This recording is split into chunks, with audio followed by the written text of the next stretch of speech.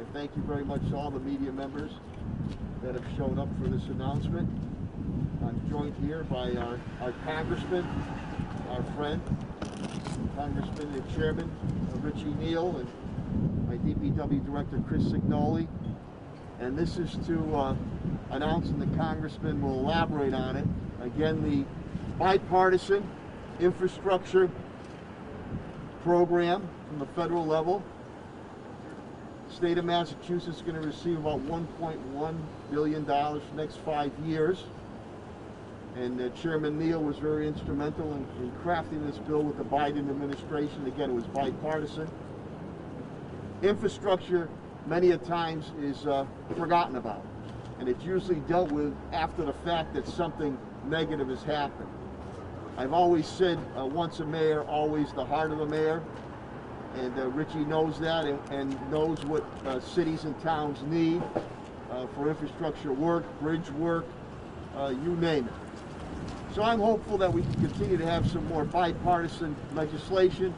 And I think the Congressman will allude to, this is probably the biggest, if not the biggest, infrastructure program since the Eisenhower administration when they did the highways. So it's much needed for our upkeep and for new infrastructure to make for a better Springfield, a better 1st Congressional District, a better Massachusetts, a better America. So without further ado, our Congressman, our friend, Richie Neal. Thanks, Mr. Mayor. Thank you.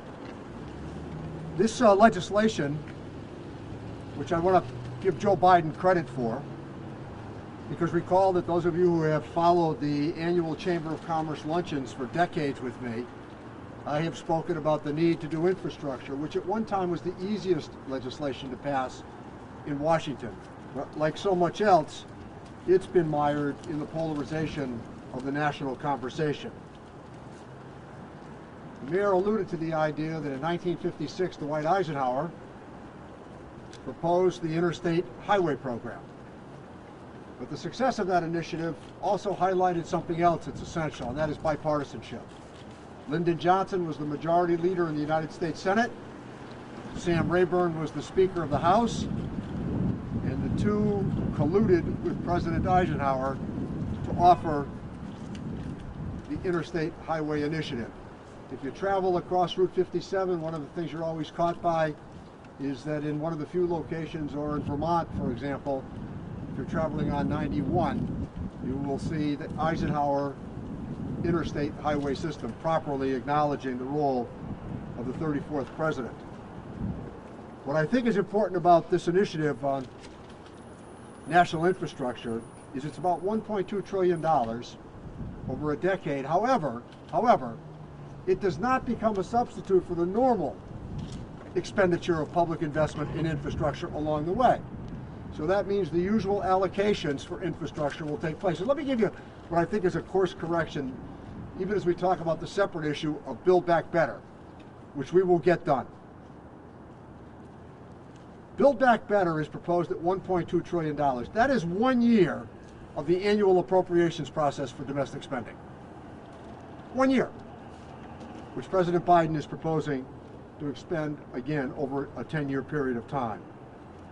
This issue of infrastructure here, specifically with the bridge that's behind me, I lived on Taylor Street for a while with my grandmother, so I'm all too familiar with these bridges, and it allowed me to walk over the bridge or cut across the tracks to Imleyville Park or to Gordonville Park right here as a child. So this proposal offers $26.5 billion to the states over 5 years, just over 5 years, that will fix 15,000 substandard bridges in America. As the mayor noted, Massachusetts will receive $1.1 billion over that 5-year period that will fix 472 bridges that are currently listed in poor condition. This is the significance, I think, of the allocation. This is a much needed investment in the nation's infrastructure, understanding that the ease with which we travel from one point to another not only increases productivity and greater efficiency, but it is estimated over this 10-year period that this expenditure will also increase gross domestic product by 1%. These are all significant parts of what I think is the necessary obligation of the federal government in limited partnership with the state. The states provide about up to 20%, I think. 80% comes from the federal government, as it should be. This is a national issue. It is based on the national principle and is the obligation of the federal government, whether it's highways, roadways, airports, bridges, rail, or internet, to provide the necessary opportunities for the members of the American family. There will also be an opportunity here for some competitive grants, and that will, I think, highlight the terrific role that the city does and other cities in the 1st Congressional District do to lay out their priorities. So I want to acknowledge, if I can, Chris Signoli, who is the Director of Public Works. I've known the men and women who have staffed at DPW now for an awful long period of time, and they've always been of top-notch reputation. And I think that we often are drawn to their attention when something doesn't work right. The truth is that as I watch trash pickup, which I've witnessed over many years, we started curb source separation. The mayor, I think, has done a terrific job at highlighting again how those basic things every day play out in terms of offering greater efficiency. So Chris Signoli can talk about some of his priorities as well.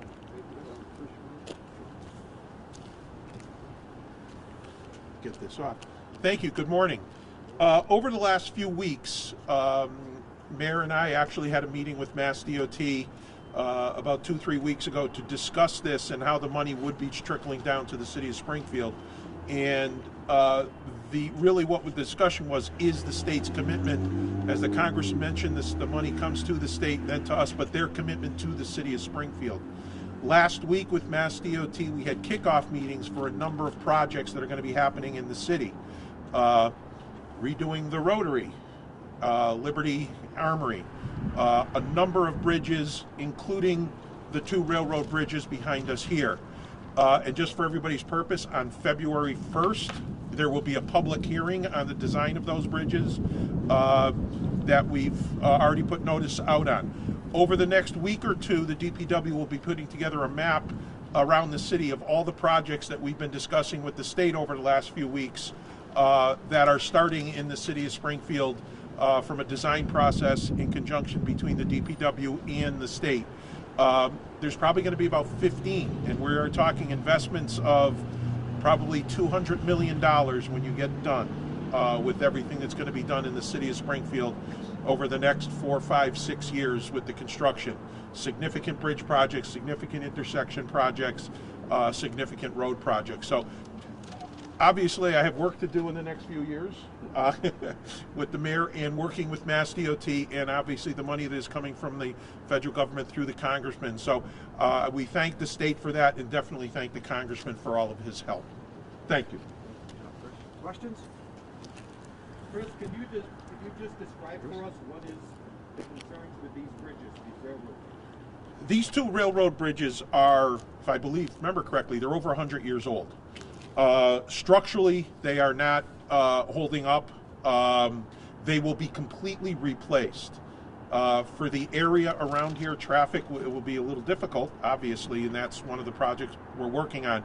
But the 2 bridges, the one that is over the active rail line and the one just down a few feet that's over the abandoned rail line, will be completely replaced by Mass DOT, and I want to say it's about a $40 million, I may be wrong on the number, but it's about a $40 million project that's being done. And as I mentioned, we're actually having a public hearing on February 1st. The information for that is listed on the DPW's Facebook page.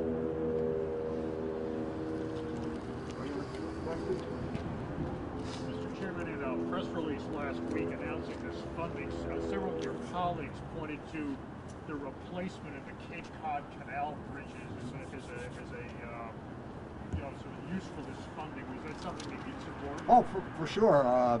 In fact, Bill Keating, who's a good friend, he has spoken with me about this early on. I did an event with the Cape Cod Chamber of Commerce 2 years ago, a public meeting to talk about that, and I feel very strongly that the Sagamore Bridge is in a state of disrepair. I think that was constructed from 33 to 35, and the Bourne Bridge is in need of a state of repair. I think that the challenge they're going to have, obviously, is what to do as they repair them or replace them. And it will cause, as is always the case with major infrastructure initiatives, some inconveniences.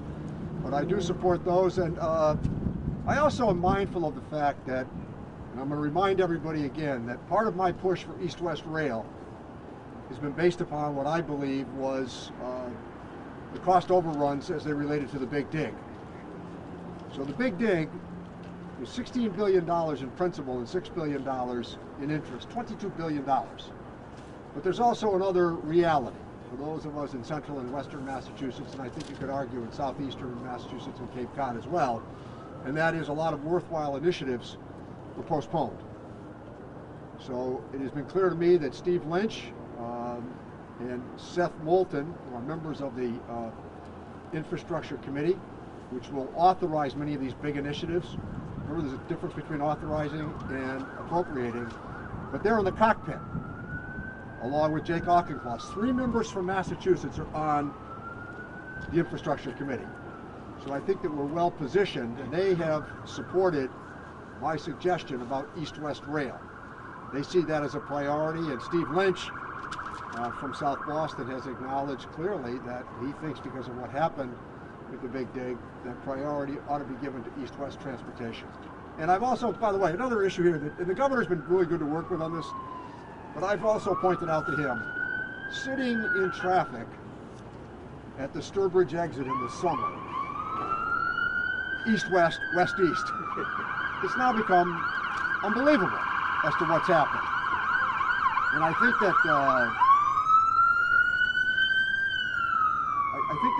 as we look at these projects, they're also going to jumpstart parts of the economy.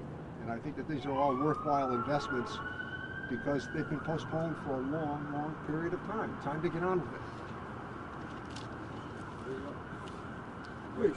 Are there plans for an improved design of I-91 going through downtown Springfield? I'll let Chris speak to that. There's kind of 2 separate projects that are being planned at this point through Mass DOT. A project for improving 91 specifically is not on the books yet. The first one that is on the books, though, is the improvement of the Long Meadow Curve. That is on the books with Mass DOT. Obviously, that's in the extremely early phases. Following the approval of the infrastructure bill, Mass DOT was able to then initiate a number of projects, and that is one of them. The one through Springfield has not been specifically set yet, but the Long Meadow Curve is. I also think you raise a very important question, whether or not you had intended to. I'm not sure, but you did. Well, look, for those of us who lived through the construction of 91, it was a belated initiative on the Massachusetts side of the border. Connecticut was well ahead of us. However, in that design phase, the construction of 91 really changed 2 very important neighborhoods in Springfield, the south end and the north end, and it cut right through the middle of them. And people can talk about what that means. It means a lot, because all of a sudden there was a barrier constructed. And we can argue now, for whatever reason, academically, where the 91 should have gone, on what side of the river. But the truth is that there were ramifications from it. And the suburbs were the beneficiary because a lot of people simply picked up and moved. Anything else? I want to thank Congressman. Oh, go ahead, Jimmy. As the hearings last week with CSX and the federal government, has that changed your thoughts on East-West Rail? Are you more heartened? I was heartened. Yes, I think that they heard my plea rather assertively. I did speak with the head of CSX about 2 months ago, and was pretty vigorous in my position. They sent representatives to visit with me and their attorneys to talk about it as well, and I made it clear then, as it is now, I am not philosophically opposed to the merger. What I'm opposed to is when government officials make reasonable requests, oftentimes for roadways or rail that travels over public expanse. They need to answer questions that are asked. And so let's put it this way, that I think the needle could be moving in the right direction on that merger. but we're going to wait and see. They're going to have to cooperate with us. I understand the rail yard in West Springfield, the rail yard in Worcester, but he did say to me, the head of CSX, when we were speaking, as I noted a couple of months ago, he said, look, we want to accommodate many of the things that you want as it relates to using the track for passenger service. There's a great commercial rail in America is wildly successful right now. I mean, it's having an unbelievable run. But we think that some emphasis on passenger rail, including this infrastructure bill, which provides $66 billion for Amtrak. And I've spoken with the head of Amtrak as well. I'd like to thank Congressman Neal for being diplomatically aggressive in moving that issue to the forefront. And again, this might not sound sexy, but what the congressman's been able to do with the Biden administration is important, because infrastructure means commerce, and the movement of people, and the movement of transportation, the movement of materials and supplies, and that's extremely important. I want to thank Echo Buildings Bargain for allowing us to commandeer your parking lot area. My brother-in-law Sean's a big fan of this. He's always in here getting stuff, and if there's no other questions, we appreciate you coming out. To my Al Rodriguez, Johnny Boy, thank you very much for getting us out. If there's no other questions, everybody have a great day. Congressman's available if you have any questions at all. Thank you very much.